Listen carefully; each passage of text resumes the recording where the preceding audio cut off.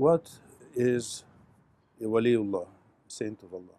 A waliullah is somebody that has been so sincere in his service of Allah that he has taken over all his affairs. He's taken over everything. He looks after him for every small and big things. This leads to his reaching the stations of proximity. A station of proximity means that he becomes enlightened, which means that what controls him is the spirit and no longer the body or the psyche, no longer the nafs.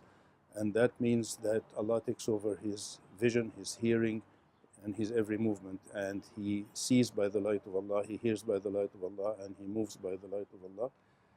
And at that point, he stops being like us. He changes into something that we find difficulty in understanding unless you keep company, close company with one of those waliullahs for a long time, and then you begin to understand what sanctity is, and by extension, by a long extension, what a prophet's condition would look like to his companions.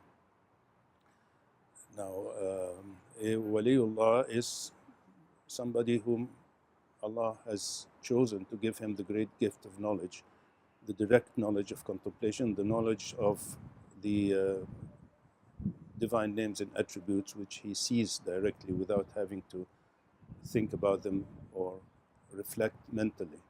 This is beyond mental knowledge, beyond discursive knowledge, beyond learned knowledge. This is direct experiential knowledge which no one will understand until they experience themselves. So what is the use of knowing this? The use of knowing this is that if you are one of those whose spirit yearns to know his God, his creator, then you need one of these awliyaullah to guide you, because he's been through this road, this path before, and thus can guide you. He can guide you in two ways. He can teach you by teaching and experience. That's one part of the thing. And the other thing is by the radiation of his light, to receive light from heart to heart, which is a secret, an invisible secret that can be felt by those who receive it. And it is essential on the path of Allah to receive such a secret, because this is what admits you to the presence of the Prophet ﷺ, and then from there to the presence of Allah. So that's what is called a spiritual master, or a murshid, a guide.